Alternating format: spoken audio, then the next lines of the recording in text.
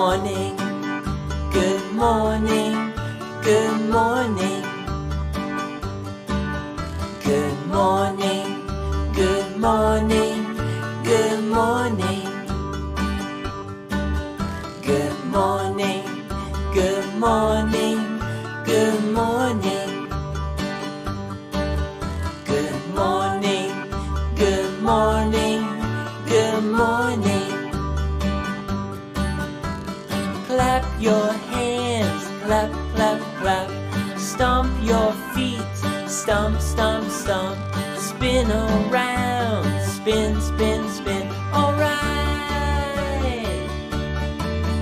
Good morning, good morning, good morning. Good morning, good morning, good morning. Good morning, good morning, good morning. Good morning, good morning, good morning. Wash your hands, wash, wash, wash. Shake your hands, shake, shake, shake. Brush your teeth, brush, brush, brush. All right.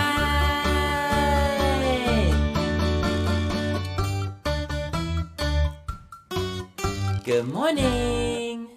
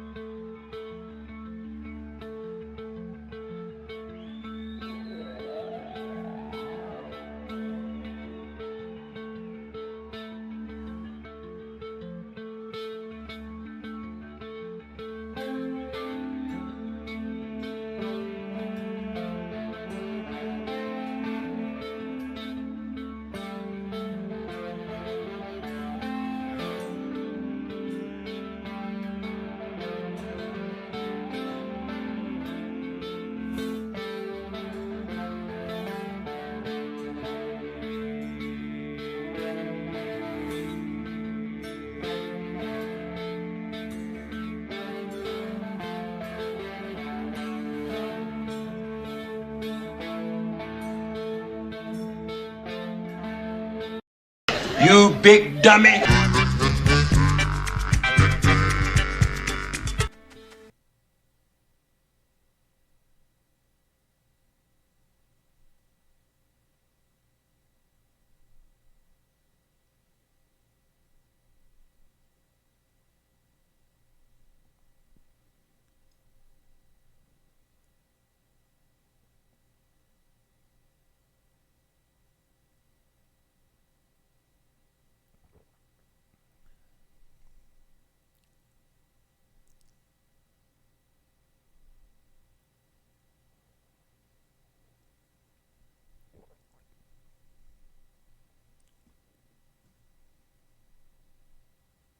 Good morning and that.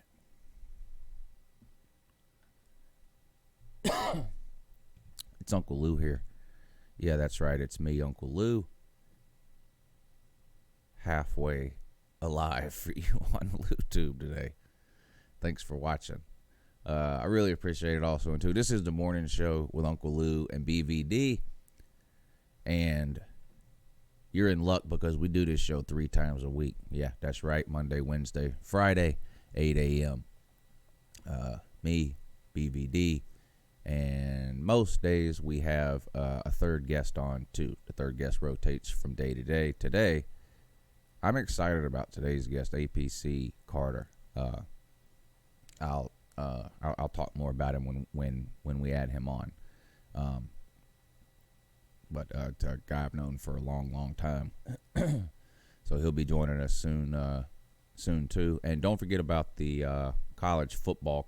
If you may not like what we do on this show, and that's fine. That we don't talk a whole lot of sports on this show. The point of this show is to give me a chance to do something that's not sports all the time. But the college football call-in show Tuesday and Thursday night at 10 p.m. Eastern. So check that show out too. Take phone calls from all over. That show is just about 100% college football 100% of the time. BVD will be jumping on here in a second. I saw him in the comment section, so I know he's awake and alive.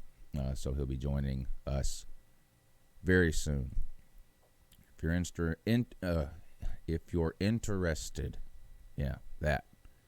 if you're interested in sponsoring this train wreck of a show, email Lou and BVD at gmail.com.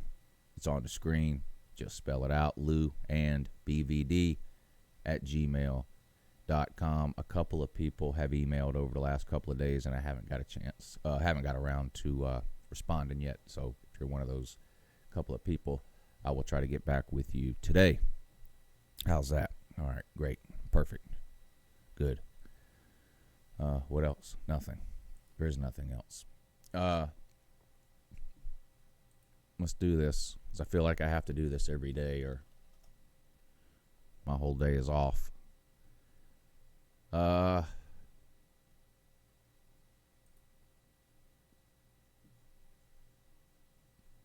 Clemson held their pro day. Great. Michigan and Penn State canceled their pro day. They also canceled their spring football game. David Pollock elected to the College Football Hall of Fame. I meant to mention that last night, and I forgot. David Pollock, Georgia defensive tackle, had the famous strip, sack, interception, in the end zone touchdown play thingy almost 20 years ago now against South Carolina. One of the most famous plays in Georgia history. Let's just be honest. That was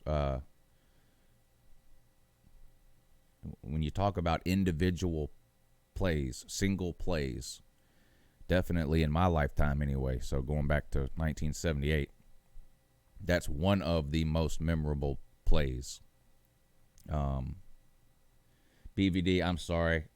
I couldn't hit I didn't hit the button in time. I'm running in slow motion today, buddy. Call right back. I meant to answer it. I just call right back. But I mean, there's not much news of any variety of any sport, right? Except that everything is canceled. That is the news.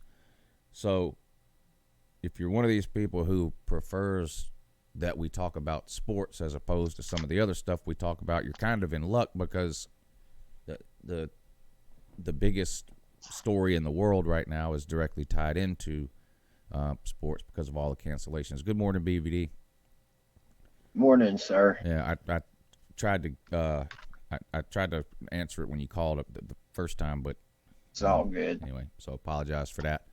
But are you sick today too, huh? Yep. I hear you. Yeah. Yep. That's what I get for making that video last night. Yeah. Well, I think making a video clowning me probably has more to do with you being sick today than the coronavirus video you made. But that's just my opinion. I was 100% right on that. It could be tied in, Yeah. But I doubt it. Yeah. Somebody's got to do it, Somebody's got to step up to the plate and clown your ass. That's true. It's a good thing we got somebody to save us this morning. I had a whole series of jokes I was going to make about that video you made about me, but I'm not going to make them now. So.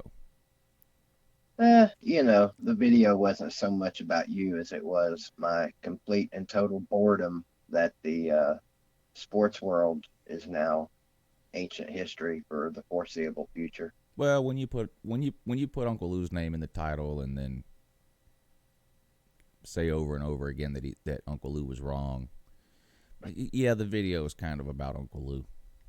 Okay, if you say so. But I had a whole series of things I was going to do this morning about, the whole you misjudged me thing, but plans have changed along those lines.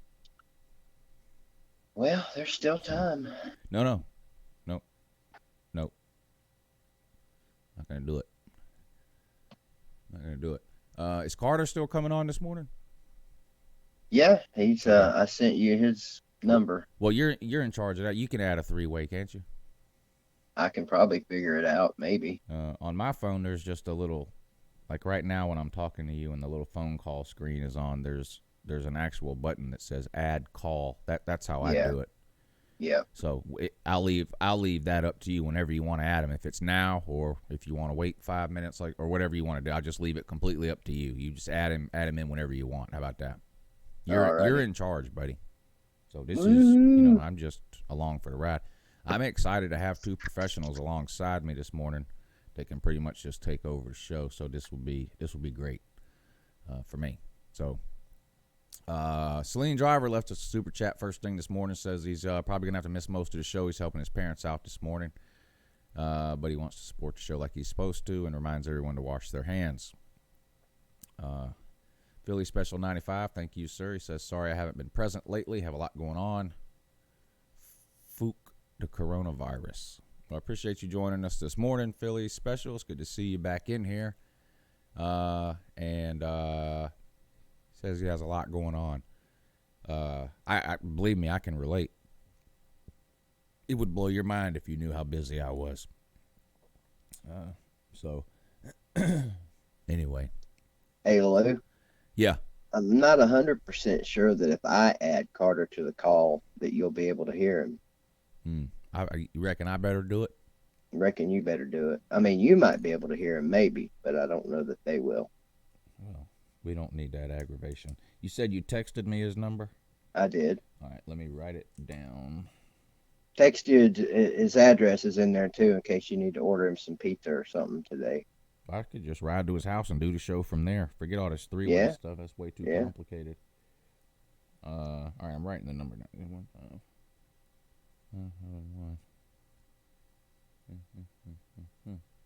That's 555-555-5555. In all serious, BVD, do you have a fever? No, actually, no. Not that I'm aware of. All right.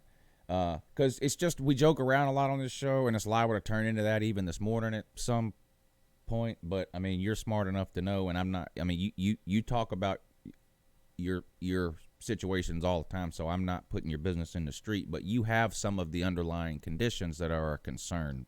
Yes.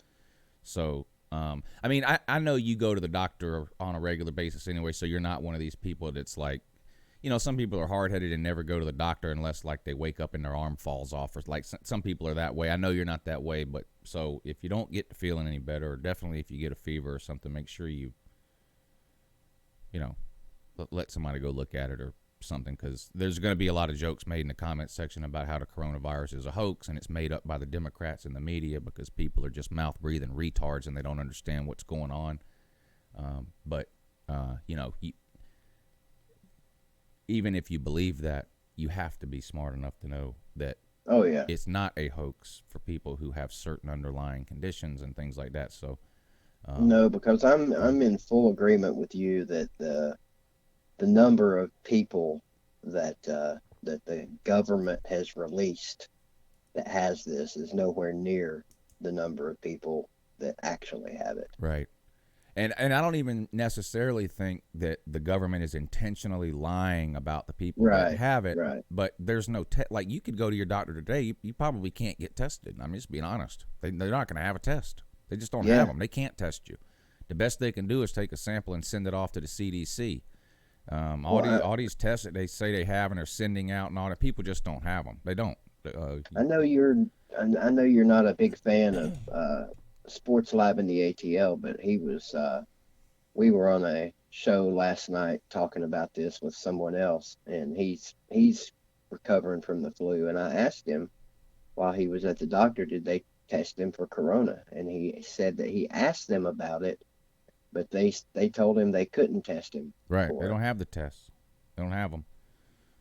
South Korea's testing 5,000 people a day. We haven't tested 5,000 people total. So, in fact, no, I think we have tested 5,000 exactly. I think that is about the number. And 1,500 of those 5,000 are positive. So, do the math. It's like when Clemson tested 20 players and 3 were positive. You know what I mean? It's the same thing. Yeah. Here, just Yeah. due to just simple math, there are tens of thousands of people right now in the United States walking around with coronavirus. Now, the vast majority of those people are not going to die. That's true. That's true. You know, but that doesn't mean that it's not serious. I mean, you know, I have an in-law with some pulmonary issues. That's one of the things on the website that if you diabetes is on there. Heart disease. Right.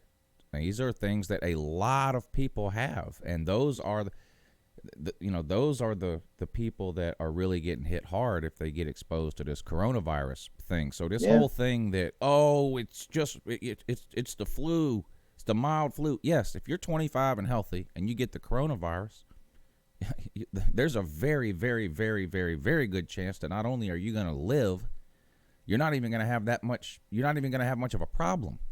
That's great. Now go to your grandma's house and tell her that. Okay? She'll be dead in 2 weeks. And that's just the reality. I mean, that's not fear mongering, that's not fake news, that's none of that. I mean, that's what will happen. You know, and I talked about this a little bit last night. Oh, well, they're closing these colleges. That's stupid. These kids are healthy. Yes, they're healthy, but they all have parents and grandparents. They all go to the grocery store. They all do that. They do, all this kind of stuff. It's so, I don't know. It's just, people. It's an aggravation and it's a pain in the ass, all that's going on right now for a lot of people. But I think it's a necessary precaution. Yeah. And I have a hard time knowing who to trust and who to believe with talking heads on TV or even government officials or even websites. But I have found one guy. I don't know this guy. Never heard of this guy until this thing came up. But it's the doctor that, Trump put together like this, a corona response team, whatever. It's headed up by Mike Pence. Well, the head doctor that's on that thing is like the head doctor at the National Institute of Health, and his specialty is infectious diseases. And so he gives press conferences and all this stuff every day, and he's on all these news stations all the time talking. And he seems like he knows what he's talking about. Now, maybe he's got me fooled, I don't know. But he's not jumping up and down and yelling and screaming that half the world is about to die. He's not one of those people. And he's also not saying this is a hoax invented by fake news and Democrats and, never mind the fact that 200 people died in Italy yesterday, doesn't matter, fake news. He seems to be hitting the right middle ground of, yes, most people that get this are going to survive, but this is very serious. He's totally in support of all these things canceling, and all that, and he's quick to say that there are way more people right now that have it than 1,500. There's going to be a lot more people that get it, and it's going to get a lot worse here before it gets better. Mm-hmm. He doesn't seem to think there's anything we can do to totally prevent it from spreading. They keep talking about the spike in the curve that's really hurt the other countries. Like in Italy, what's happening is there are people that could survive if they had a ventilator, but there's no ventilators left. They don't have enough. They're all out. And the same thing could happen here.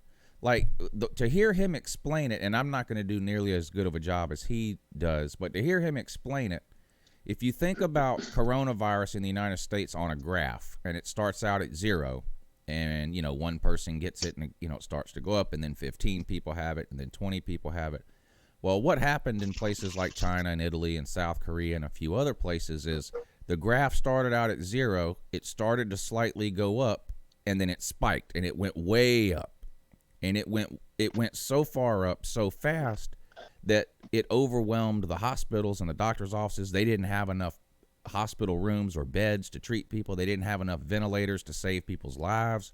So what you have going on is situations where you've got 20 people standing in a hallway with coronavirus. All 20 of them need respirators, but there's only 5 respirators. Yeah. And so they're having to pick and choose who lives and dies. And so when you hear this doctor talk about that, he was like, the number of people that are going to get the coronavirus in the United States is what it is. Whatever that number is, that number of people is going to get it. He was like, what we're trying to do now at this point, because we can't stop it, what we're trying to do now at this point is with that graph, instead of having that number shoot way up really fast, we're trying to spread it out over a longer period of time by closing schools, closing sporting events, that kind of thing. Because if we don't, then we're going to end up just like Italy and some of these other countries where we don't have the necessary medical equipment and staff and hospital beds and rooms and ICU capabilities to take care of the number of people who will all need that exact same treatment at the exact same time. So that's great that a 25-year-old is likely to survive, but if that 25-year-old spreads it to 15 70-year-olds or 15 people with heart disease and diabetes and COPD and emphysema or whatever, then that's where the problem is. So I don't know that. I mean, half the schools in Georgia closed yesterday. The other half are most likely going to close today. I think this will be my kid's last day at school for probably 3 weeks. I expect to look down on my phone at any point today and have an email that the schools here are closed. So they start spring break next week, right? Not here, because here we have spring break late here because of Masters. Oh, okay. Spring break always coincides with Masters Week here, which is the first full week of April. So right. I think what they're going to do is I think they will probably cancel school starting next week through Masters Week. That'll give the kids a month away. And then they'll reassess in 30 days and see what it's like at that point. But okay, but spring break starts here next week. Yeah, most places have it in. Went ahead and canceled school here today. Oh, okay, yeah. Most places have spring break in March around the country. Most places.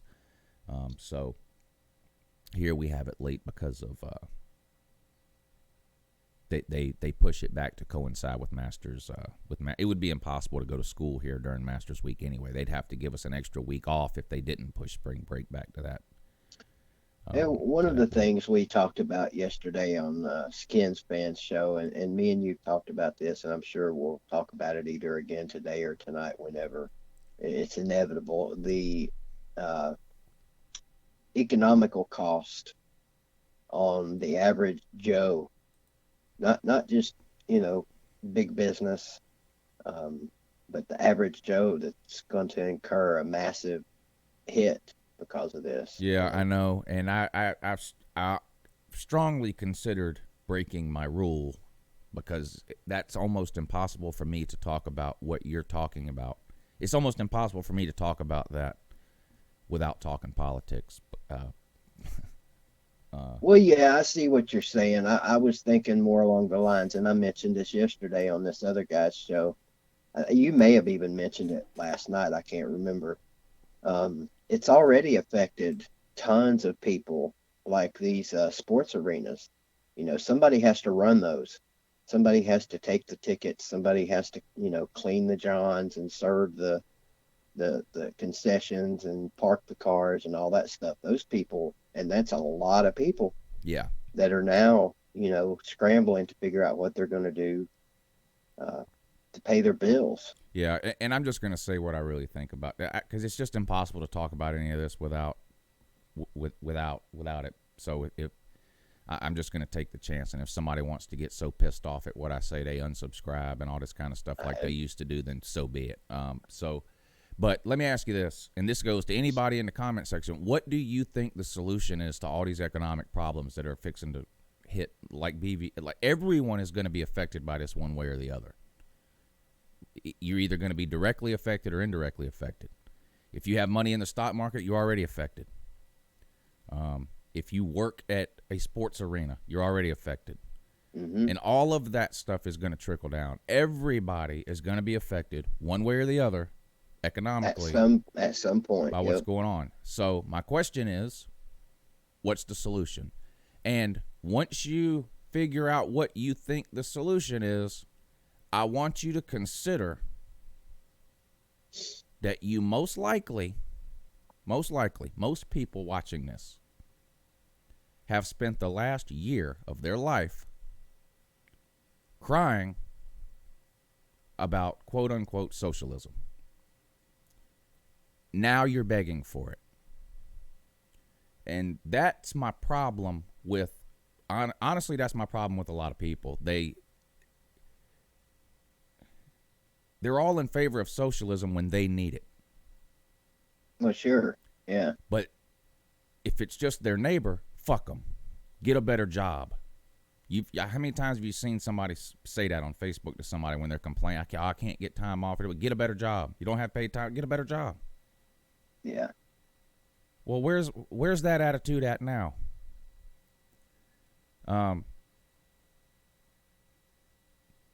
Donald Trump gave Wall Street $1.5 trillion yesterday. That is socialism. That is, so I'm assuming 95% of the people in my comment section are pissed off at Donald Trump today. I'm gonna give people the benefit of the doubt, and I'm gonna say that that you guys are you believe in your convictions and that you don't change your mind every time the wind blows. So I'm going to assume that the majority of you are pissed off at Donald Trump today for bailing out Wall Street yesterday. $1.5 trillion. $1.5 trillion. But that same Donald Trump and the same Republicans don't want to give you 2 weeks paid leave so you can stay home and not get the coronavirus. So I'm going to assume you're all pissed off at Donald Trump today. If you're not, then you're then I don't know what to tell you. But that's socialism, and Donald Trump and the Republicans are fixing to dole out a lot more socialism. They're fixing to bail out the airline industry, the cruise industry,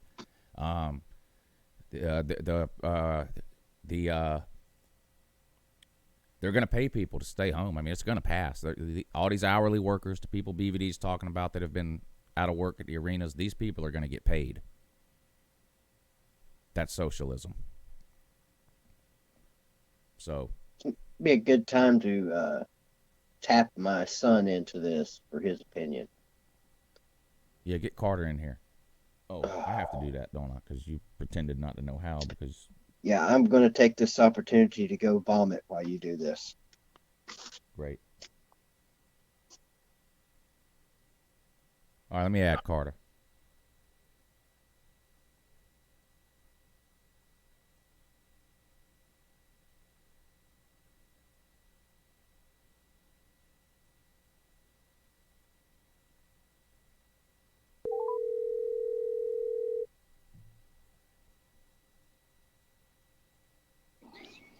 Yo. Yeah, good morning in there. You're on with Uncle Lou and Uncle Lou. BVD will be back in a minute. He went to throw up. Oh, that's nice to know. Yeah. How you been, buddy? Good, man. I'm just hiding out in my toilet paper fort. I hear you. Pretty awesome. So you're the one that went and bought up all that toilet paper. I did. I went to the grocery store here in town a couple of days ago, and Mrs. Lou said, if they have toilet paper, get it. And it was the first time I'd been to the store since all this stuff really started. And I was thinking, there's no way people are really buying up all this toilet paper. Like, it doesn't make any sense. So, but anyway, I get to the grocery store. They had plenty of toilet paper, but there were a lot of empty shelves too. So it was like they had like basically half of what they normally would have. So I don't get it either, unless maybe, I don't know, maybe is it made in China and we're just not able to get it because of manufacturing shutdown over there, or are people really going out and buying, 100 rolls of toilet paper? I don't understand that. I don't either, but most papered products are made in the USA, like copy paper, just about every kind of paper product's made in the US. I'm not sure about toilet paper or paper towels. Yeah. I really don't know that the answer to that, but it wouldn't surprise me if it was made in China either. I know here in Augusta, for a long time there were two different paper mills here. One of them has since shut down.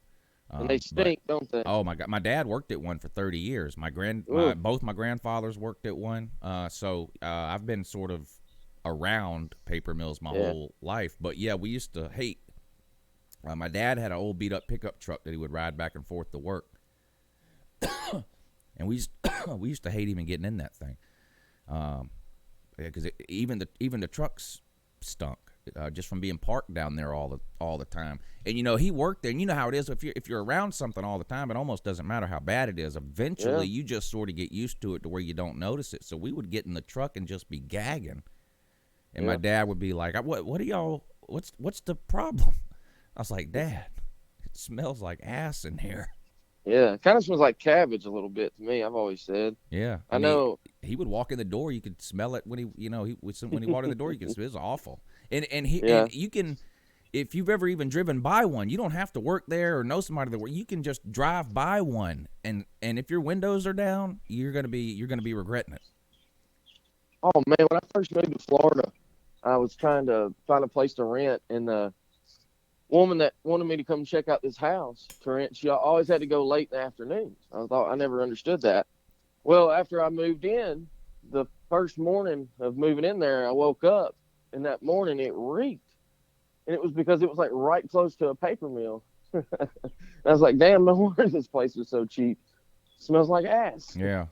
Richard Holton says he's worked at both the ones in Augusta. Richard Holton, did you ever work at Deerfield? Because that's the one my dad worked at for years and years and years. It shut down about 15 years ago. But my dad worked there from the time he was like 22 till the time he was like 50 or 51. And sort of out of the blue, they just closed down. So here my dad was 51, 52 years old. Really, it was the only job he'd ever had. I mean, he had a couple of jobs in school and stuff like that. But, I mean, literally from the time he was 20 or 21 to the time he was 51 or 52, 30 years. And it just closed out of the blue. And he got lucky and was able to get a good job afterwards. But, I mean, he didn't know how to make a resume. He had to learn how to use a computer, just to make a resume and all that. He was just completely lost. But, Right. yeah, but Richard said he worked at both of them. The two that were here forever were Deerfield and then Federal Paper. I had one grandfather that worked at Federal Paper for years and years and years and years and years. And then my dad and his dad both worked at Deerfield, the other paper mill. In fact, that's why I live in Augusta. My dad's dad worked for a paper mill in the Northeast, in Massachusetts, actually, long time ago. They transferred him to a paper mill in Canada. That's where my dad was born, while his dad, my grandpa, was working at this paper mill in Canada. Well, when my dad was like 2, they opened up this paper mill in Augusta, Georgia, and they moved my grandpa down to Augusta to help run the new paper mill down here. My dad was 2 years old, and then they stayed here forever, so that's why I'm from Augusta. It's cool. It's funny. My granddad, before he retired, I can remember he worked at a kerosene. They canned kerosene. And I remember he would come home from work. I'd stay at my grandparents. He smelled like kerosene, and it freaking reeked. Yeah. Yeah. And both the paper mills here are so far away and out of town. Like it's almost like going out of town to get there. It's Augusta has an airport. It is the same thing. They put the airport out in the middle of nowhere, so if there's a crash, nothing happens. The airports are a little bit further. I mean, the paper mills are a little bit further down the road than the airport. Like that. That's what's like the very most outskirts of Augusta. There's an airport and 2 paper mills. Kind of funny. I wonder if anybody, I was talking my head off a few minutes ago trying to get in there and realized I had my phone on mute, but anybody in the comments that said they worked at one, I wonder what it is that makes them smell so bad, because a couple of years ago, when I went with the football team here to play a high school game against Canton, North Carolina, and they have a paper mill there. And it literally affected the way our team played for like the first half until they got used to the smell. Can we get it's that bad. Can we get a hashtag professional in the chat for BVD coming on and talking for some amount of minutes while his phone was on mute? Thank you. Michael Gill, and I'm going to catch up on the super chats here. His is last. I'll catch up on the ones ahead of that right after this, but this just happened to catch my eye. He says, I work at a paper mill right now. I've been working here for 10 years. I don't smell it anymore, but my family hates it, and my kids hate my truck too. So that's how you've got the same thing going on with your kids that my dad had going on with me and my brother when we were little. So you understand, Mr. Gill, and thank you for the super chat. And if you guys will give me just a second, there's 5 or 6 here I want to get caught up on, and then we'll get right back to the conversation here. Yep. Where are we at here? Brian Biak, thank you for the super chat. He says, sanitize your hands often, folks. Yeah, a good idea in general, not just when there's a coronavirus or whatever it is breakout. Shane Bentley, thank you for the super chat, sir. He says, like Celine said, definitely wash your hands. Also remember the 5 Ds to avoid the coronavirus. Dodge, duck, dip, dive, and dodge. In all seriousness, keep your hands clean and don't touch your face. Michael Gill, thank you, sir. He says, good morning, gents. I caught the night show last night. I can't believe I've been missing out this whole time. Well, that was your first one last night, huh? Yeah, we have a good time on that nighttime show. Dennis Wilson, thank you for the super chat, sir. Uncle Lou, can you break 3 TVs after week 3? I have no idea. I don't plan those things out. I know every video I've ever made is fake. BVD, the most famous example of that is the 2016 Tennessee game, the Hail Mary game, Georgia-Tennessee. Yeah. I live streamed that. Okay? I live streamed that. The whole second half, like 2 hours worth. Well, obviously the last 5 minutes is what was amazing about that game. So I cut a separate video out from the 2-hour live stream and uploaded a separate video where it's just that last 5 minutes of me going nuts.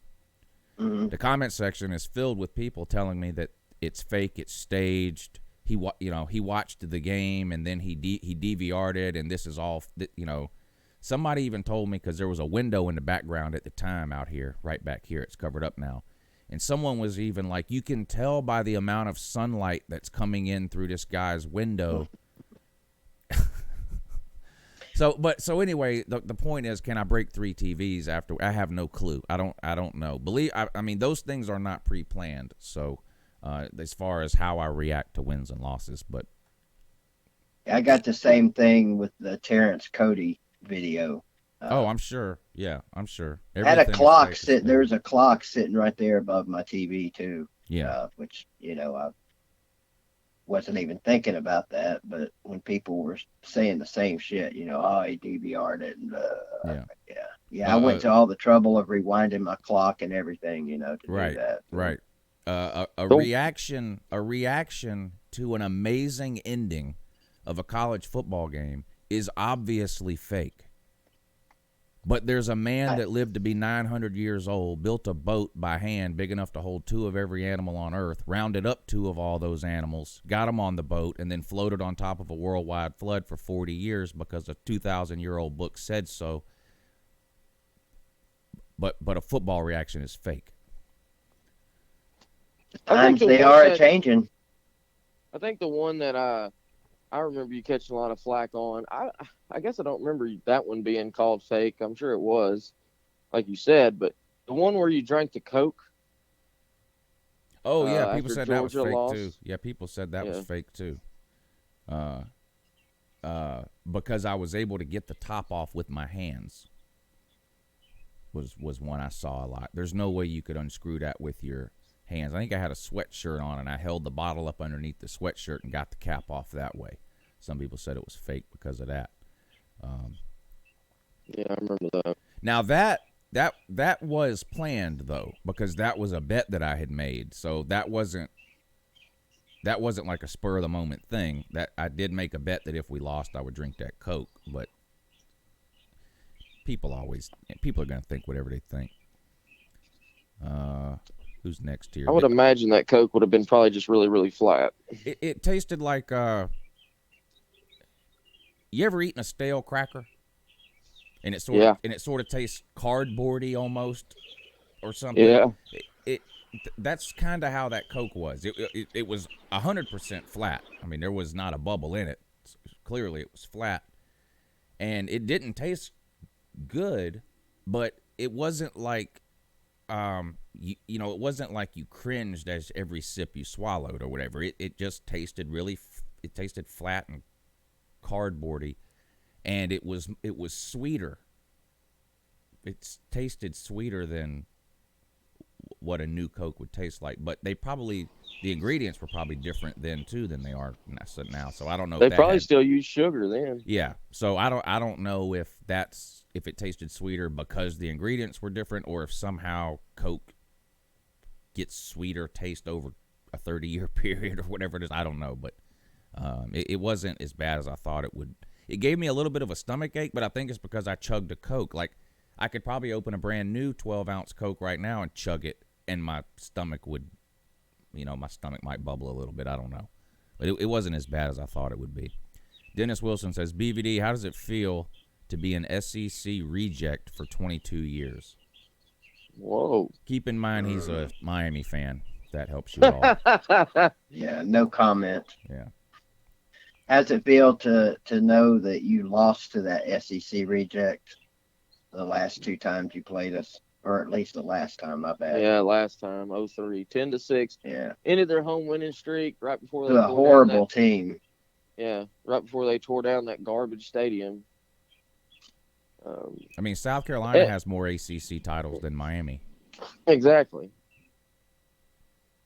So. Yeah, but Miami's in a real good place to talk smack, because they're the U and they're the bad boys of college football, right? Well, they have 5 national titles, and that matters until you tell them that Yale has 27. So please tell us how much better today Yale is than Miami. Then they they talked themselves into a circle then. Or that Tennessee has 6. Yeah. Waikiki, good to see you in here this morning. He says, BVD, you want to say his name the right way since you're on too? Wilkie. Yeah, there you go. If school's closed, can we get all them cleaning supplies back we donated? That's funny. All of them but the hand sanitizer. Yeah, that's used up, right? And the tissue paper. Now here. Not trying to. Go ahead.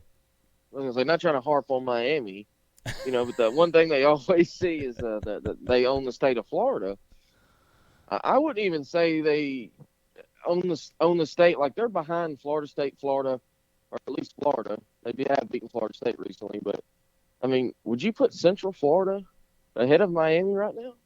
Right now, yes. FIU is ahead of Miami right now. I was gonna say FIU owns bragging rights right FIU beat now. them last year. I mean, Miami was one of the worst teams in America last year. Period. I mean, they were pitiful. It's hard to get shut out. Hey, but they got Tate Martell. Yeah. Or no, he left, didn't he? I don't. I think he's still there. I'm not sure, but I think he's. I think it's about time to schedule a home and home with them, or I'm sorry, a home and us an alternate home. Yeah, you have to call the Dolphins and see if it's okay if you use their stadium. Yeah, the funniest tweet I saw this year was during the Super Bowl. The Miami head coach tweeted, talking about the stadium. This is why our stadium's great, for this venue for the Super Bowl. And everybody gave them hell for that, or gave him hell for that, you know. Imagine having to rent a stadium for all your home games. Beautiful. Aren't there, I know Miami's a private school, isn't it? Yeah. Yeah. But aren't there like a shitload of people that go there? Not really. I don't know. I don't think. I don't know why I'm thinking that there's like 30,000 kids that go there, but maybe I'm wrong. Was it the daytime show? Was it this show, BVD, or was it my night show where we looked up enrollment at some colleges? That must have been the night show. Okay. Do you know how many people are enrolled at Ohio State? Last time I checked, it was like 60,000. Yeah, 66,000. The only one I could find with more was Texas A&M. They had close to 70 or 75,000. UCLA's up there too, I think. That is Georgia as a reference point. Georgia's like 35,000. Yeah. UCF is 66,000. Miami's 17,000. Okay, I was going to say UCF's. I think UCF might actually be the largest. Yeah, it is. Well, Middle Tennessee State's the largest in our state. Miami's a major metropolitan city. It's not like we can just plop a stadium down in Yeah, Georgia and Tech. we got all them Dolphin fans and Marlin fans that take up our fan base. Where is Georgia Tech Stadium at? Right slap dab in the middle of downtown Atlanta. You're talking about we can't put a stadium in the middle of a metropolitan. I mean, is Southern Cal and Los Angeles? Where's UCLA again? I mean, come on, stop with this thing. Oh, we can't put a stadium in Miami on campus, so we have to have it somewhere else. We got 4 stadiums in New York City. That's a pretty good sized town. Just put it in Fort Lauderdale. There's actually 0 stadiums in New York City, but that's neither here nor there, I guess. Well, yeah. But there's some baseball stadiums. And they're not even actually in Manhattan. Neither of them. They're in the Bronx. Yeah, Queens. One's in the Bronx. The Yankees are in the Bronx, and the Mets are in Queens. Neither of them are on the big island of Manhattan. Yeah. Then the Meadowlands is where the Jets and Giants play. Yeah, that's which is in New Jersey. Yeah. So. Yeah, New Jersey, New York, same thing. Well, you got to get off the turnpike. So. Brian Biak, thank you for the super chat. He says, "Say it like you mean it." Biak, Brian Biak. Thank you guys for the super chats, though. Saying his Carter, name just fine a few minutes ago. At the beginning of the show, Carter, when I said you were coming on, I was like, man, I've known Carter for a long time. I'm glad, this is great that he's coming on. And I said, I'll wait and talk more about it after he comes on. But because it's been a while, I know you're on BVD's show a lot, but there's probably a lot of people watching who, for whatever reason, maybe they haven't seen you on one of BVD's shows, might not really know who you are. Usually I let people introduce themselves. I'm going to introduce you first, and then you can add whatever you want. But when I first started on YouTube, guys, I tend to mention BVD a lot and Law Tide, but BVD and Carter had a show before it was cool to have a show on YouTube. A call-in show, yeah. And I was a nobody, more of a nobody than I am now. And they let me call in all the time, and I took full advantage of it too. Anyway, so I talk a lot about how well BVD treated me and Law Tide and some of these people that I know y'all know because they still make videos all the time. Carter, you're not on YouTube to the extent that you were back then, so a lot of people might not know you, but y'all were good to me, and I didn't necessarily deserve it either because I didn't really know what to make of the whole TTC thing when I first started because my channel wasn't even about football. Y'all sort of found me some other way, and I happened to have a Georgia flag in the background, and y'all kind of left me some comments, and y'all and Law Tide, and were like, hey, check out these channels. They're they're college football people, and they represent different teams, and you could make Georgia videos, and that's kind of how I got started. And I found you and BVD, or y'all found me, or whatever was the case, and y'all had that call-in show through Ray, This is way. Yeah. And y'all would have me on. Well, not really have me on, but it was a call. But I would call in I loved y'all's show so much. I remember I had just gotten started making the college football videos, and I was on vacation in Myrtle Beach. And I remember being down at the pool and going, I got to go up to the room. There's this YouTube thing is coming on, and I want to call in. And I left what I was doing down at the pool with everyone else and went up to the room and sat there waiting on y'all's show to start. Y'all's show started, and then I called, and, it would be busy or whatever, and I, call until I got through and could talk to y'all, even though I was on vacation. So, but I was so intrigued by the idea of what y'all were doing. Not just that you were doing a call-in show, but that but that people could dedicate a YouTube channel to their college football team or to college football in general, and people would actually watch it. Because I was YouTube ignorant up until the point when I created a channel. Until that point, the only time in my entire life I ever even went to YouTube was to look up how to do something. That was literally it. I had no idea that there were people on YouTube talking college football every single day of the year. Yeah, there's a community. I had no clue, no idea at all. I remember having to replace the food disposal in my sink one time 10 years ago or whatever, and having no idea how to do it, and somebody saying, well, go to YouTube and search for a video of like a how-to of someone doing it. And I was like, what? And sure enough, I went to YouTube and typed in how to put in a food disposal, and there was hundreds of videos of people walking you through step by step. I didn't have a YouTube account. I never commented.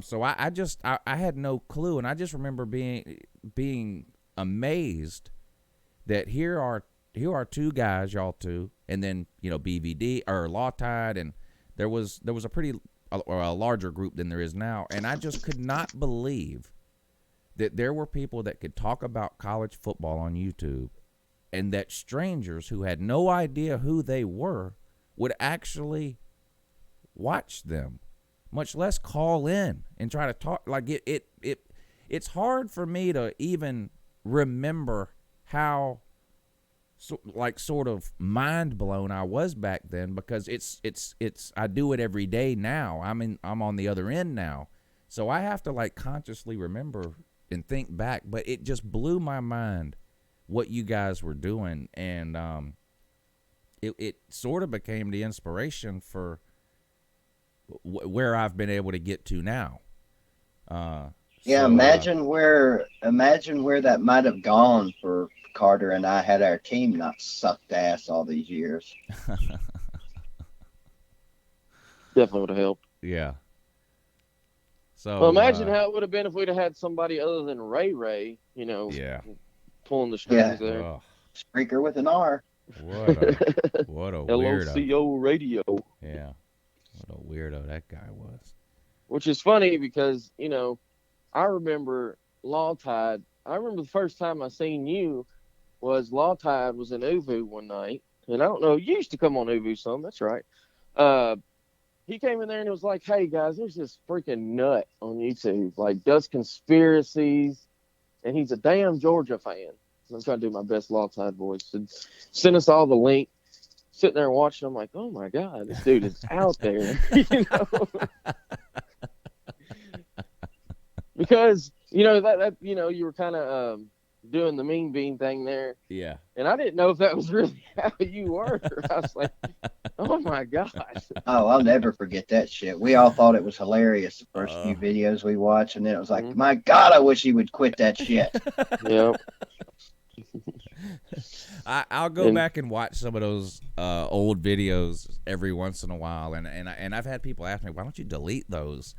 And deleting them wouldn't be the worst decision I ever made, but I leave them up because it's sort of a reminder, like of how far an I've archive. came. But yeah, part of that was I really didn't know what to do with the whole YouTube thing, and I think I was really, really nervous. I mean, I've never been like somebody that's like comfortable out in public or giving, how some people are afraid of public speaking. Like that's me. I've never been somebody that's like been into that kind of thing, and so I think it was a combination, I think, of me not really knowing what to do with a YouTube channel and then being very uncomfortable filming myself.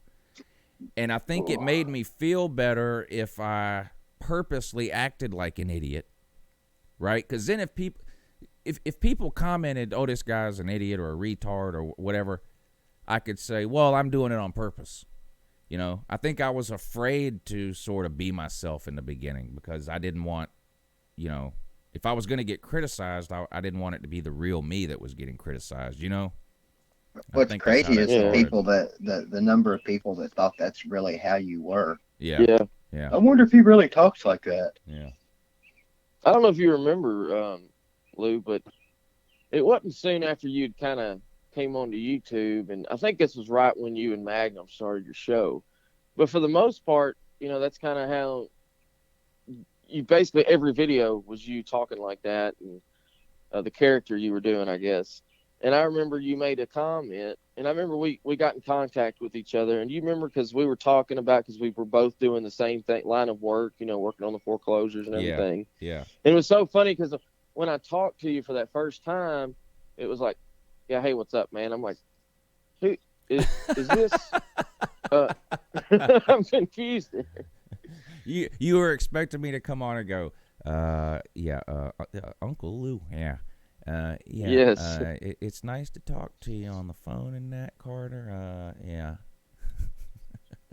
I remember you told me, you kept it pretty short because you said something like, look, I'm not going to be on the phone long here, okay? Because, cell phones give you brain cancer.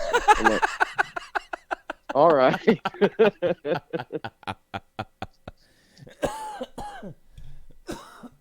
God, that's funny.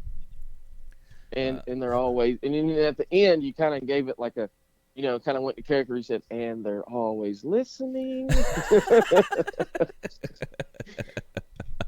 There's a lot of people that probably don't realize you used to talk like that.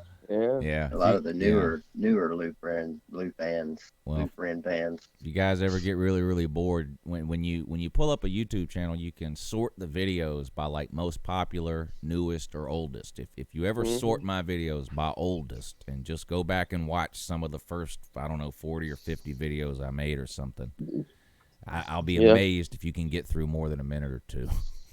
Yeah, me too. But the same bad. way with BVD. Go back and watch some of his original with that big orange microphone. Oh yeah, he was even telling us mic. the other day that when he first started his channel, he wore he covered up his entire face with a bandana. Mm-hmm. Yeah, well.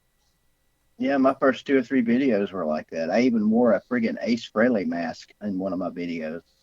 It was either that or he had his hand over his mouth at all times. Or the microphone, that big ass orange microphone that wasn't it. Mind you, that microphone wasn't even hooked up to anything. And a lot of these younger people that are watching, you guys have to realize, me and BVD are. I'm 41. BVD's in his 50s. Carter, are you close to my age about? I'm 29. Oh, you're a little younger then. But so some of you younger people that are watching, you grew up on YouTube. You grew up watching PewDiePie or whoever.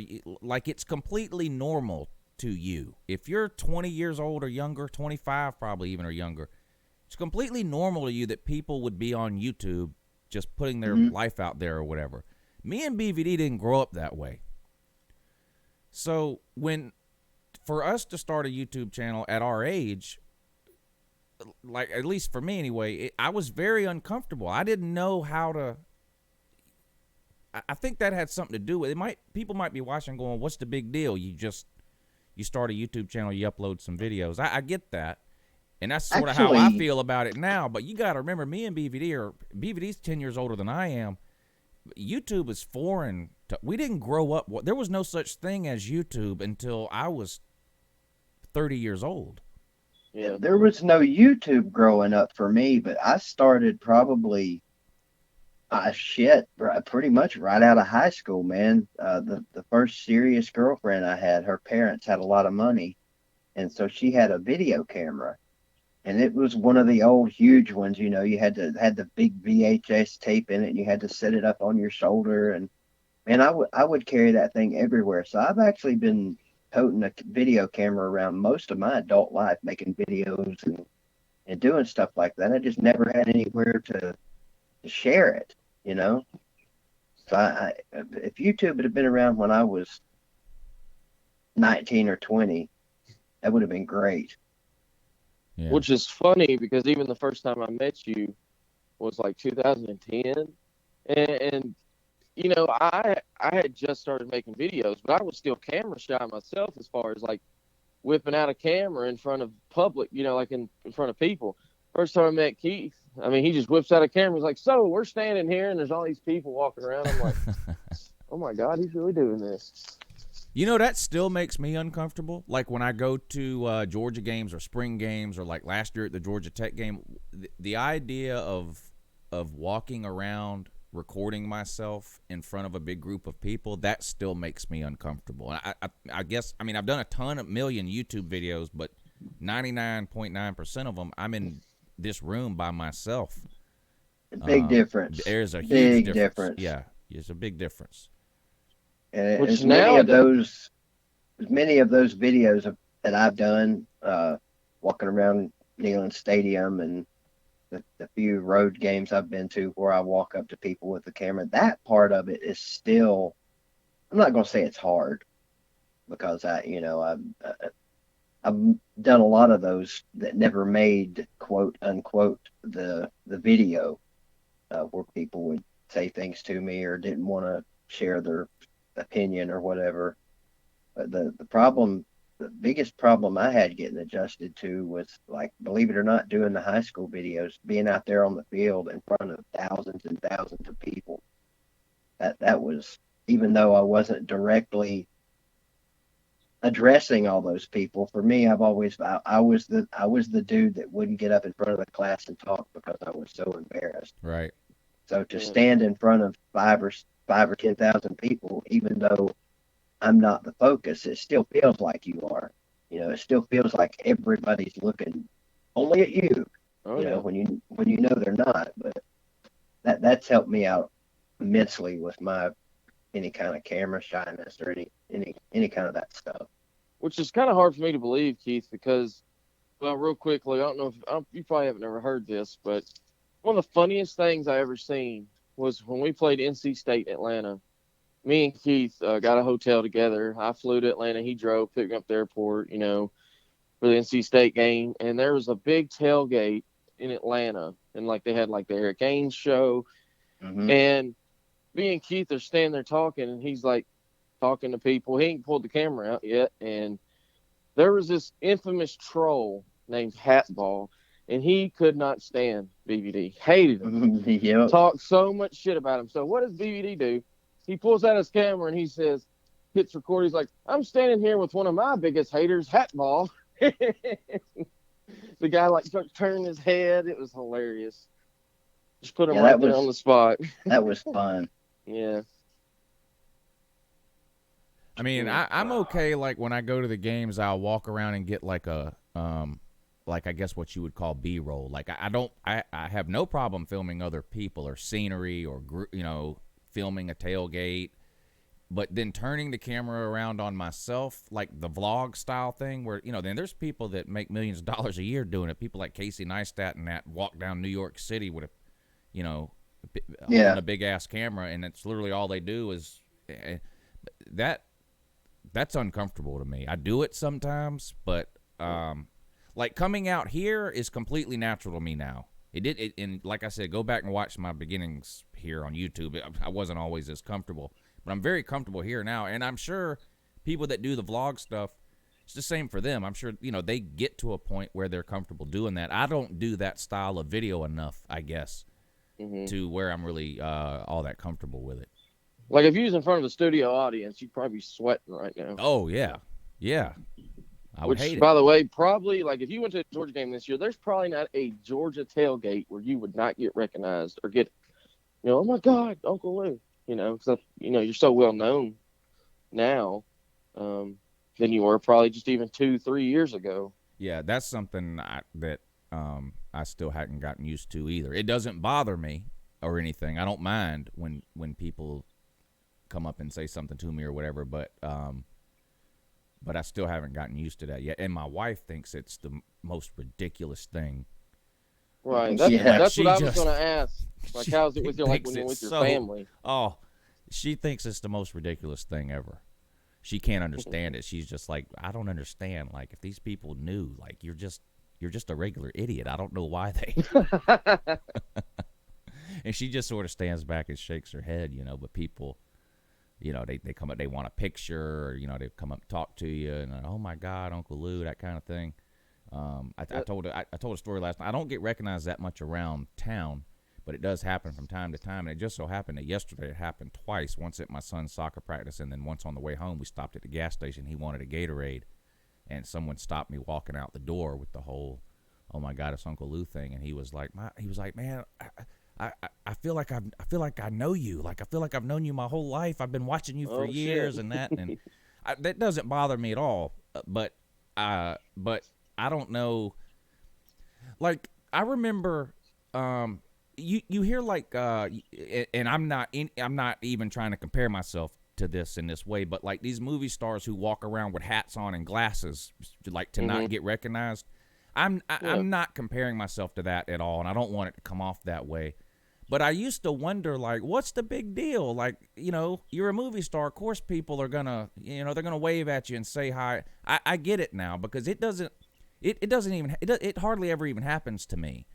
But I can't imagine, like, not being able to even go to Walmart without just being hounded nonstop like that. So I get it now why actual famous people, you know, go out of their way to hide themselves when they go out in public and stuff like that, because it can be uncomfortable.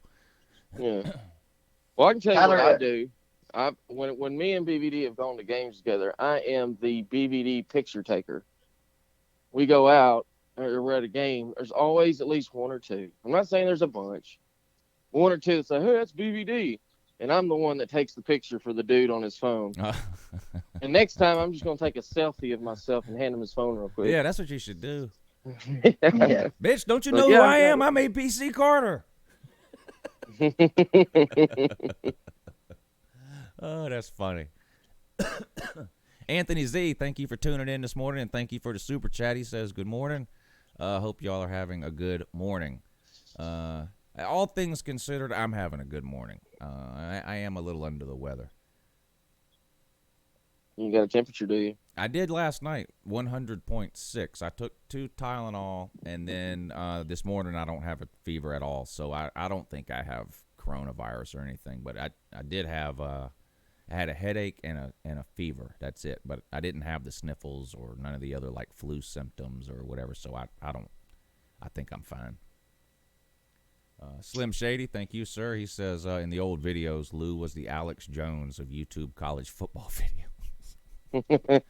I had to stop making the 10-4 hat videos because I could come on here and trash a team from here to kingdom come. And yes, some people would get mad, but the majority of people would just take it for what it is, college football trash talk, and they'd give it back to me in the comments section. But if I put a 10-4 hat on and say something about whatever, the Masons, or like people were just losing their mind, unsubscribed, my grandfather was in the Masons, can't believe you'd say that, stuff like that. So I had to quit doing it. Right. They were entertaining. Oh, I had a great time with those. I made a series of videos during the 2016 election, and that was the end of the 10-4 hat videos. I made one called, there was 3 videos. There was one called What If Hillary Clinton Wins? Then there was one called What If Donald Trump Wins? And then I can't even remember who the third candidate was that was still in the race at the time, but it was called What If That Person Wins? And they're all like 15 minutes long. And it's just me with a tinfoil hat on, rambling, incoherent, just complete and utter nonsense. I don't understand how anybody could watch those videos and think I was being serious. But every single one of those videos pissed so many people off. I was like, that's it. I'm just not doing this anymore. Right. I mean, you know, you created character, and, you know, I can understand what you meant about not doing the 10-4. Didn't you have the X-Files theme in those videos? There might have been a couple of them where I played like that little tune at the beginning or something. Yeah. I mean, I would make videos about Bigfoot with the 10-4 hat on, and like I did the one video where I'm sitting on my porch and I'm reading a typed letter, and all you can see is the back of the letter, and it says top secret letter from the NSA. And I'm reading a letter saying, it's basically like a hostage letter. I'm apologizing for the things that I have said about the NSA, and, you know, they're not really spying on you. I promise. They're good people. You know, on and on and on. Reading this letter, and then, you know, at the very end, you know, I say, thank you, Uncle Lou loves the NSA or something. And then the camera pans out, and my nephew, who you couldn't see, and the video was a close-up of my face, but then at the very end, the camera pans out, and my nephew is standing there with a ski mask on and a BB gun pointed at my head. Yeah, and like a piece of paper taped to his chest that says NSA agent or something, you know. And people just would get so mad. And I mean, I couldn't figure it. At first I thought it was funny, but then when I started taking the channel more seriously and trying to do something with it, and people were, you know, if I make a football video and someone gets mad and unsubscribes, I don't like that. I wish they wouldn't do it, but I can't stop making college football videos. That's what the purpose of the channel is. But if people are going to actually get mad about those tinfoil hat videos and unsubscribe, then I had to make the decision to just stop doing it. Yeah. Which, to be honest, man, I don't think if EDP can make the videos that he makes that aren't football related and still have all the subscribers and viewers he's got, I mean, that's unbelievable what he's done with yeah. that channel. He's over a What's million unbelievable is that he's not on here live streaming every day. True. Yeah, because I don't think he's monetized, is he? I wouldn't imagine. They won't send him his play button for hitting 1 million subscribers. Yeah, I saw the video he made about that because they sent him an email saying his channel didn't meet the qualifications for receiving his 1 million subscriber play button. So I'm assuming he's not monetized, but I don't know that for sure. I know he works. I know he works, and I can tell you right now, there's no reason he should be. Right. If he was monetized, he would not need to work. He doesn't even have to be monetized now, man. Just watching one of his live streams. If he could get on here and live stream 4 hours a week, the money he would make would be just ridiculous. Maybe. I mean, I hear what you're saying, and yeah, he's done 1 or 2 live streams, and it's ridiculous, the donations and the super chats and all that. But if he did that all the time, that may not be the case. Right. I'm sure it wouldn't be, every single. I'm sure he would probably get 2,000 and 3,000 people watching every time. But yeah, I mean, that the one I watched, he had specifically in the comments, $10 donations will get your comment read for sure. Yeah. That probably definitely helped. Yeah. I mean, I like EDP. I like what he's done. I don't know.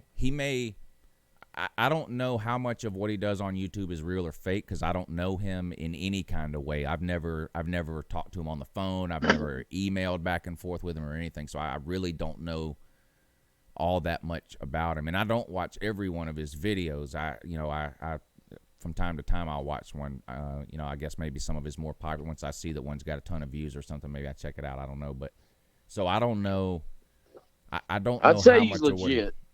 Yeah, well, I think so too. Because he used to actually come on Uvu, believe it or not, with us. And the first question was, where the bitches at? Ain't no bitches in here.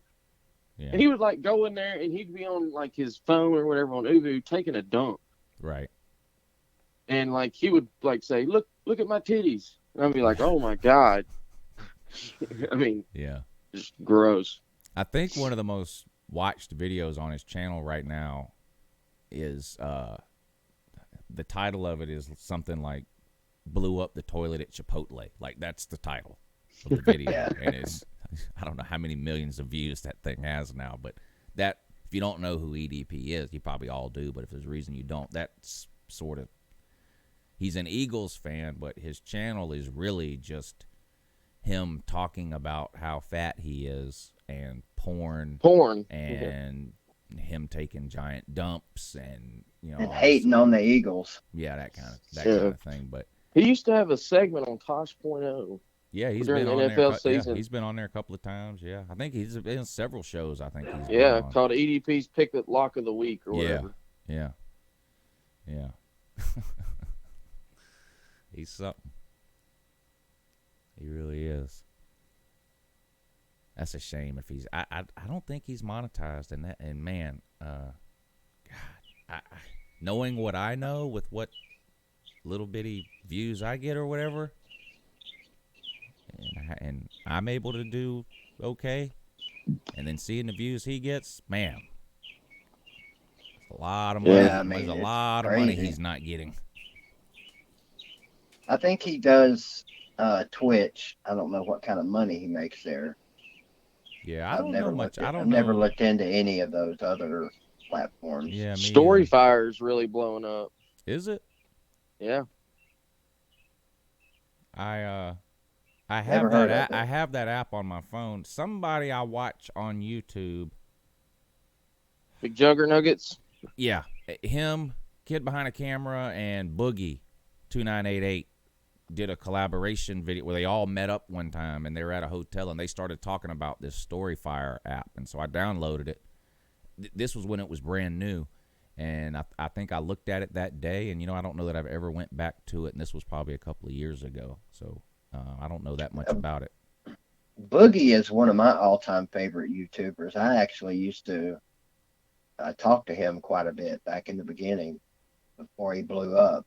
Yeah. And he's really taken a hit here lately. Yeah, he's made some mistakes that he's having a hard time bouncing back from. Yeah. Yep. So didn't you know the Shaytards? Yep. Yeah, a little bit back in the beginning.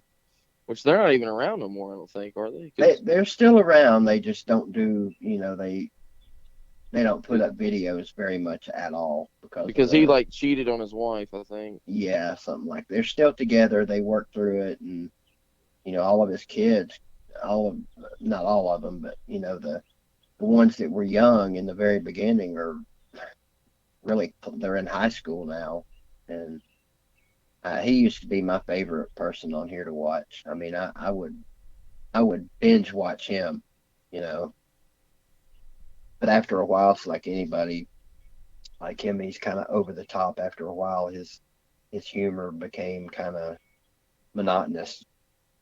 Angry Grandpa was the first YouTube channel that I watched like it was my job. Right. When I first started doing, when I first started the channel, what happened is I had two nephews at the time that were like, I don't know, 7 and 10 or something, and they lived down the street, and they would come down here all the time, and all they would ever do was watch YouTube. And I was like, what are y'all doing? Because like I said, to me, YouTube was somewhere I went when I needed to know how to do something. I had no clue there was this whole YouTube culture out there. I just had no idea. And they would sit around and watch YouTube constantly. And one of the people that they used to watch was this guy named Angry Grandpa or whatever. And they showed me one or two of his videos, and I was immediately hooked. And I remember the day I found out the day they showed me that video, I remember laying in bed at night and putting my headphones in and going to the Angry Grandpa channel and scrolling all the way back to the first video ever made. And I must have stayed up till 3 or 4 in the morning that night watching Angry Grandpa videos in order. And it took me a while, a couple of weeks, but I ended up watching in order every video they had ever made on that channel to the point where I got caught up. And then every day I would check to see if they uploaded a new video, and I would watch it. I thought it was the funniest thing I'd ever seen, that Angry Grandpa. It was hilarious. There's a channel now. I wonder sometimes how much of it's staged, but it's Chris and Pop or something like that.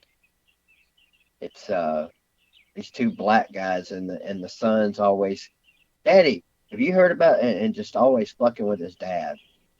And it's hilarious, man, hearing these two get after each other. The dad's always like, fuck you, I don't care. I'm gonna beat your ass. Get the fuck out of my face. You'd have to, I think you'd like it. It's sort of on the lines of Angry Grandpa, sort of. Yeah. I'll have to check it out. I remember when Kid Behind the Camera made Angry Grandpa sit at the computer and watch 2 Girls, 1 Cup. Yeah. That's one of the funniest things I've ever seen. Oh yeah. Or when somebody, I think the first one was the nair in the hair, Yeah. He used to mess with him so bad. Or when they ate all his what were the those little pecan twirl things, but what did he call them? Yeah. Pinwheels, and they ended up making a pinwheels. T-shirt. Where's my GD pinwheels or whatever? They probably sold 1 million of those shirts, but oh, definitely. God, he would get so mad. Angry. God, he'd break coffee tables. He had that claw hammer he'd carry around. I got kind of frustrated with it at the end, though, because I mean, everything just seemed fake and staged. Yeah, and I think it was all that way pretty much from the beginning, but it got so over the top at the end. Because I don't mind watching something that's quote unquote fake or staged or whatever. I mean, breaking news, but like Friends, that's not real. The TV show, Saturday Night Live, not real. Seinfeld, not real. These things are staged. They're scripted. It doesn't mean WWE. It doesn't mean it's not a good show that makes you laugh or whatever. So I would sort of rather people be open or upfront about it, but I don't really. I would watch Kid Behind the Camera and wonder sometimes, how much of this stuff is real or fake or whatever. But it never really went past that for me. Like I was never like, you know what, I'm not gonna watch this. This is fake. I didn't really care that it was. It was almost like I didn't even want to think about it one way or the other. Because I enjoyed the videos so much, I really didn't care how much of it was quote unquote real. It was entertaining. It was very entertaining. Like a soap opera. I mean, it's just like WWE. You know, I mean, I don't really watch it anymore, but as growing up, it was like it's fake, and I'm like, well, yeah, but it's entertaining, right? You guys ever watch The Rage Kid, where his brother would follow him around with the camera and I mean, there was a lot of it, I think, was staged at the end, but there was something literally legit wrong with the one brother. Like he was special, and his brother would always follow him around with the camera. Is that the one where the first one, the one that really launched the channel or whatever, is when they took away Call of Duty, or they took away his video game controller, and he World of Warcraft or whatever. Yeah, and he's throwing himself around his room, and he's on the bed, and he's kicking. Oh my God! And he shoves the remote up his butt. Yeah. Yeah, that's it. Yeah, I got that same sort of feeling from that whole series of videos. That video might have been legit, and then they realized how popular what happened, and maybe they set some of the other ones up after that. Yeah, I sort of got that feeling from watching that series of videos too. Yeah, it's like the people that for some reason thought that McJuggernuggets was real, Yeah, I've never watched a whole lot of them. I know who you're talking about, but Jesse. A lot of the people that I watched in the beginning are not really around anymore.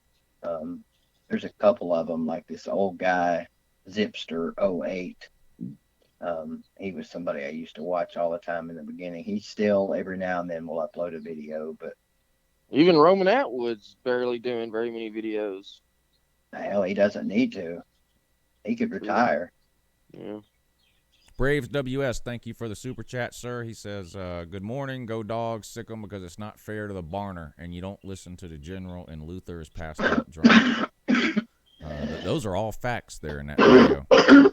Waikiki, you always have the option of moving your mouth away from the microphone when you Not when it happens like that, Waikiki, thank you for the super chat. He says, all my kids, 3 and 6 year old, do is watch kids play video games and with toys on YouTube. Yeah, that's how my nephews were. They would watch those video game videos. Those nephews that I was talking about earlier, they were either playing Call of Duty or they were watching someone play Call of Duty on YouTube. And I remember thinking, what is the point of that? Now, fast forward 7-8 years later, whatever it is, and I'm not going to lie, there's a few video game YouTubers that I watch on occasion too. And it has nothing to do with the video game. It's the personality of the person doing it. And I think that's one of the biggest, misconceptions that some people have about YouTube. They're like, you can just make a YouTube channel and stream video games and people will watch it. No, they won't. They won't. No. They're not watching for the video game. They're watching for the person that's doing it. It's all about the personality. There's even a YouTube channel that my nephew watches. I mean, and it's just a kid and I guess his dad, and they play with toys. Not even video games. Like they play with toys, and I watched that too. And that kid actually has his own action figure now, and my nephew has it. It's like, wow. I wonder what's happened to them with all these rule changes on YouTube that started this year.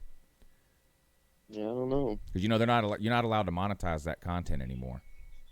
Really? Yeah. Wonder what Casual Gamer Reed's gonna do now. Now you can monetize video game videos, but like the playing with toys videos, you can't monetize those anymore.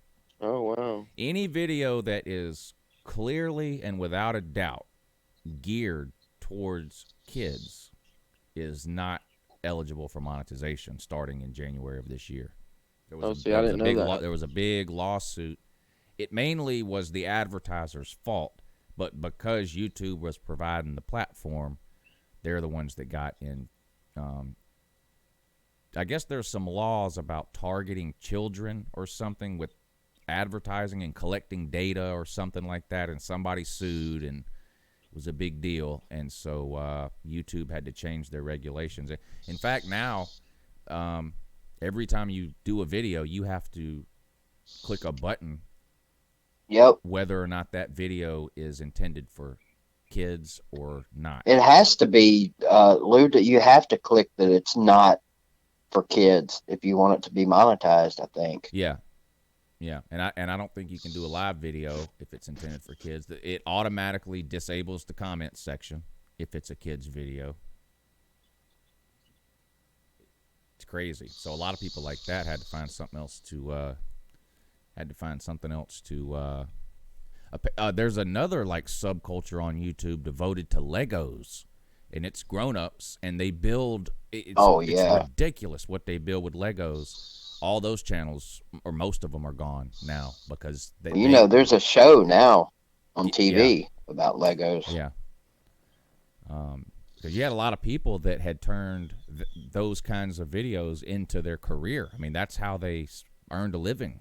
And with 2 months' notice, because YouTube let everybody know about this like in October or November that it was starting in January. So basically with like 2 months' notice, you basically... We need to start a Lincoln Logs movement, Lou. Bring back Lincoln Logs. Yeah. Those were way more fun than Legos to me. Yeah. Both of them hurt like hell when you step on them, though. Yeah. Celine Driver, thank you for the super chat. He says, I'm back. Did you miss me? Good morning, and two. I missed you. I don't know about the other two. You guys want to chime in on that? Did you miss him? Sure. Yeah. BVD has no comment. Dreadfully so. Gate City Blue Devil, thank you for the super chat. He says, go Big Orange. BVD and Carter got me here. What's up, Lou? I'm glad you tuned in this morning, Gate City. I appreciate you. Appreciate having you here. And shout out to Gate City Blue Devils. Gate City Blue Devils. The girls won the state championship. The boys made it to the state championship, but fell just a little bit short. Well, that's a shame.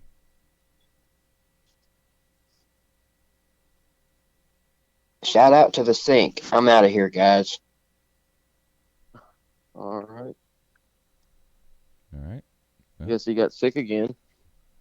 That was nice of BVD to join us for a little while this morning. It is almost 9:45, so we're going to start to wrap it up here. Yeah, man. Anyway, but Carter, this was great, man. I know you have your own things going on now, but I hope you had a good time. I'd love to have you back on again sometime, anytime you want. Let BVD know. I know y'all stay in pretty good touch, and I know you do his show a lot too. But this was a lot of fun, and maybe next time we'll talk some more sports related stuff. We tend to get away from that on the morning show more often than not. But I enjoyed talking to you. I really did. Yeah, so same here, man. And like I said, I love what you're doing, and I'm really happy for you with how your channel's going, and I know you'll keep it up, and I enjoyed it too. And anytime you want to have me on, same way, I love doing it. I love talking sports, and we've known each other a while now, and I'll get in touch with BBD, or you can get in touch with them, whatever you want to do. But yeah, I'd love to come back on. Absolutely. All right. And let me just end by asking you one sports question before I let you go. I've been asking every Tennessee fan that calls in or whatever that I talk to. Yep. Who's your money on, quarterback wise, to start game 1? And will that quarterback start game 12? Well, I think you know me. I keep it pretty realistic when it comes to Tennessee football. Unfortunately, I think JG is going to start game 1, but I think Harrison Bailey will be starting game 12. If I had to put money on any one particular scenario, that's the scenario I would put it on. Yeah. Pruitt's a defensive guy. It's hard for me to imagine him not going with experience game 1.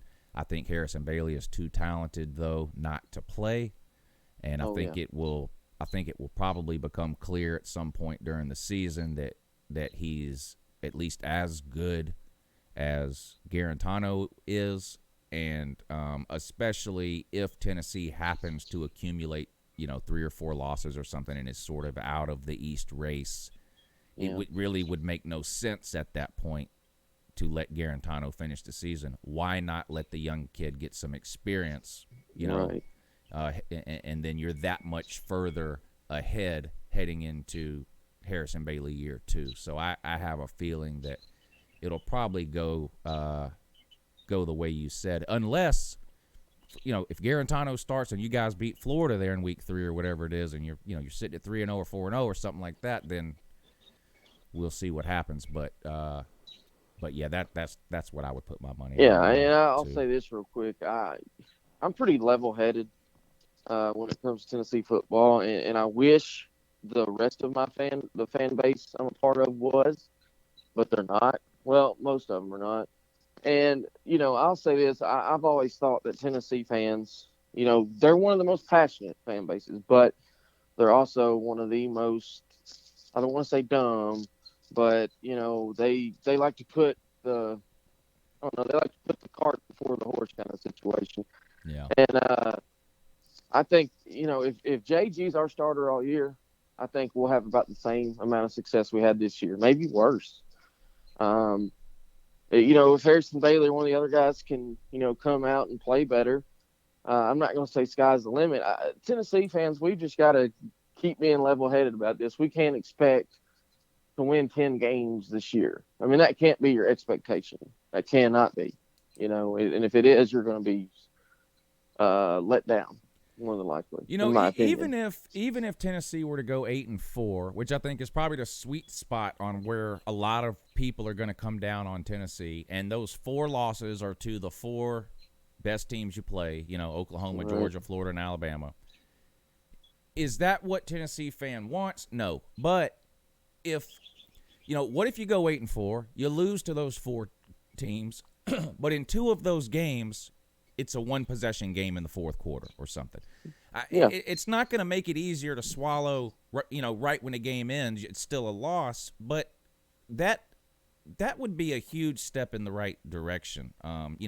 Georgia beat you 41-14, I think it was last year, or something like that, 43-14, whatever it was. You play in Athens this year. If Georgia beats you 28-20, that sucks.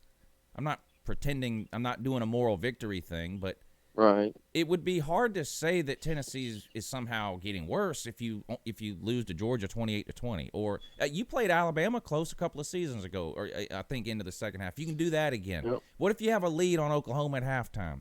I know it will suck if you lose those games, but there's a difference between like everyone watching those games and going, "Wow, Tennessee's just got no business being on the field with these teams," which has happened a lot over the last several years. Versus people watching that game and going, dang, Tennessee gave them all they could handle, that kind of thing. I think that would be a realistic expectation. Maybe, you might get blown out by one of those teams or something. Who knows? I don't know. But if you can be competitive against some of those 4 teams and go 8-4 and win a bowl game, and you're sitting there at 9-4 and, man, we were close with Georgia, and then next year we get them in Knoxville, Harrison Bailey year 2. Like, I don't think Tennessee, if Tennessee can play Georgia close this year, even if they lose, I don't think Tennessee fans would be delusional and then hoping for a win against Georgia the following year. I think that would be, like, at that point, that would be a realistic sort of, expectation for a step forward. Absolutely. So we'll see. Pruitt, year 3. I think the biggest thing for Pruitt in Tennessee this year, they cannot lose to any non-Power 5 team, no matter what, they've got to win those games that you look at right. There's games you look at right now and you go, yeah, Tennessee's definitely winning those games. Tennessee has got to win those. It's going to be hard for people to make excuses for another year where you were to lose to a Georgia State type team. I don't think that will happen this year, but that would be like the worst case scenario. You gotta win those, Absolutely. So we'll see. All right, Carter, I'm gonna let you go, buddy. Again, I really appreciate you coming on. I had a great time, and we'll definitely do it again. All right, sounds good, man. All Thanks for having me on. Yeah, take it easy, buddy. Bye. That was APC Carter. He may still have his channel is probably still up, I would assume. I should have asked him. But he used to, a lot of people, they do this for a little while, and then for a variety of reasons, they step away from it. They get, things change in their life, whatever the case. But when I first started on YouTube, like I mentioned at the beginning, Carter, who was on just now, him and BVD had their YouTube thing going. They had a call-in show. They were doing almost everything that I do now on YouTube. They were doing 5, 6, 7, 8 years ago. And they were really, really good to me when I first started. It's very hard to start on YouTube, and it can be frustrating and it can be overwhelming because you make a video, you upload it, and you're sitting there and no one's watching it, and that's frustrating. And those guys, BVD and Carter, and there was a handful of others too that I talk about a lot, Law Tide. Those guys have been doing the college football thing for a long time. They had a dedicated following. Whether it was 100 people or 1,000 people or 5,000, whatever, they had a dedicated following and audience. And when I came along, there was none of this. We don't want to have him on because what if people start watching him? There was none of that. It was all we were all one big community, and they welcomed me in, and I trash talked them and their teams, and they trash talked me and our teams, and I have kept in touch with almost every single one of those guys from when I first started. Anyway, so I tell BVD all the time because I talk to him the most, but same goes for Carl. I feel like I owe those guys a lot because I really don't think I would have ever gotten to the point I'm at now had they not sort of held my hand in the beginning and sort of propped me up, because no one was watching the pointless videos I was making. They were you know how I do the thing at the beginning of the videos now where I go, subscribe to the channel. Some of them are even watchable. Back then, none of them were watchable. None of them. But like I said, I happened to do a video one time with a Georgia flag in the background. It wasn't even a Georgia video, and I don't know how they saw it, but they saw it, and they got in touch with me, and hey, you should think about making Georgia videos. We saw the flag in your background. There's a group of us on YouTube that make college football videos. There's Georgia fans and Florida fans and South Carolina fans and Clemson fans and Tennessee fans and yada, yada, yada. You should make some Georgia videos. And so I started doing it, and immediately whatever video I made about college football or Georgia was getting way more attention or views than the pointless, completely pointless videos I was making before that. So that's how the channel turned into a college football channel, and I owe it all to those guys. So I always feel like I owe them a lot. So I was glad to have Carter come on this morning. Him and BVD are really good friends, so BVD set that up. So thank you for that, BVD. And at the time when I was doing YouTube back then, believe it or not, I had an actual job. And the job that I had, Carter had the same job in where he lives. And so we used to talk on the phone sometimes about the work that we were doing. We did basically remodeling jobs and things on repossessed houses. We worked for banks and real estate companies, and we would go in and fix houses after they got foreclosed on or repoed or whatever you want to call it. But anyway, none of that matters. So, but I am going to end the show today. Guys, I'm a little under the weather today myself. It's early release for my kids, so they'll be home in an hour and a half or whatever. So I am going to end the show. Really appreciate you guys tuning in this morning. A lot of you stuck around. Must have been because of BVD and Carter. I know you didn't stick around for me, but I appreciate it nonetheless. big shout out to everybody who supported the show this morning through the Super Chat feature. And I want to mention this again, too, since Gate City Blue Devil said BVD brought him here, which is amazing. That's one of the reasons I decided to go out and get a co-host, was to try to grow the show through someone else's audience, like BVD. So keep in mind, because you super chatted Gate City, which I really appreciate.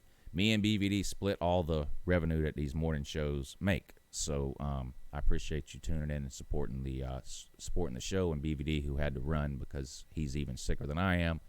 He appreciates it too. So thank you, Gate City, for the super chat, and Celine Driver, Waikiki, thank you for the super chat. Braves WS, Slim Shady, Anthony Z, Brian Byak, I did it for you that time, Brian. Michael Gill, Waikiki again, Dennis Wilson, Mr. Wilson, thank you for the super chat, sir.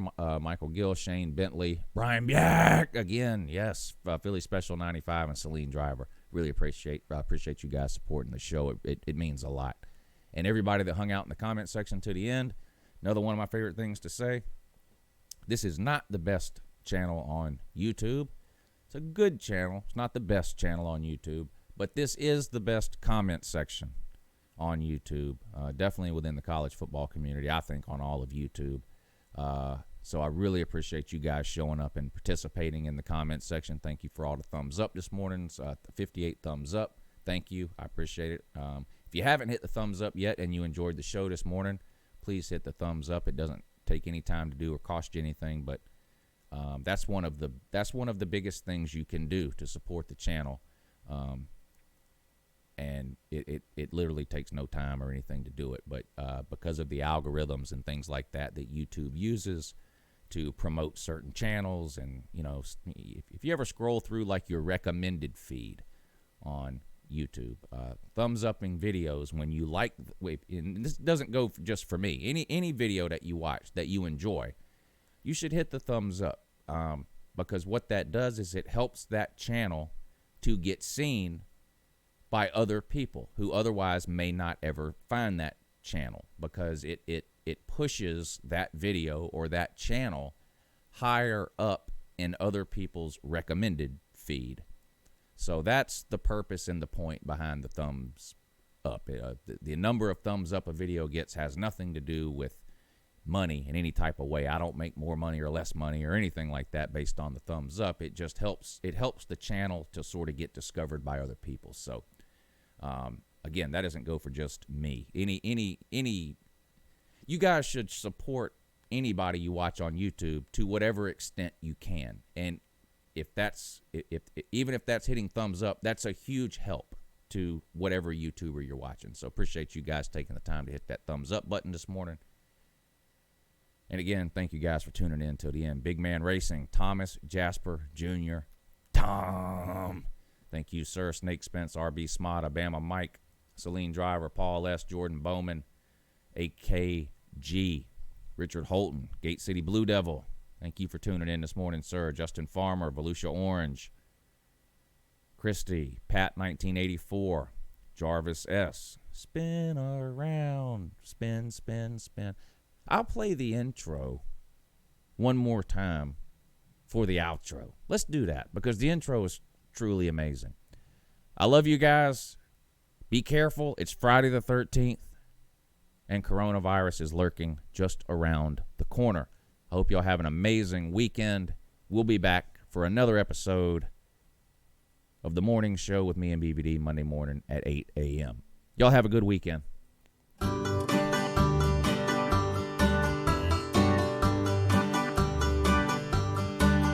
Good morning, good morning, good morning. Good morning, good morning, good morning. Good morning, good morning, good morning. Good morning, good morning, good morning. Clap your hands, clap, clap, clap. Stomp your feet, stomp, stomp, stomp. Spin around, spin, spin, spin. All right. Good morning, good morning, good morning.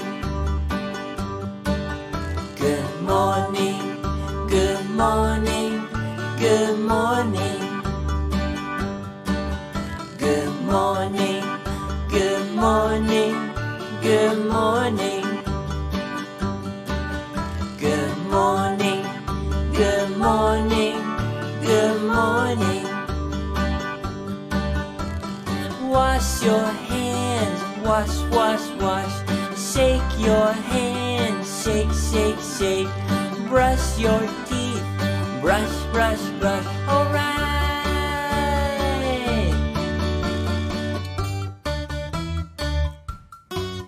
Good morning.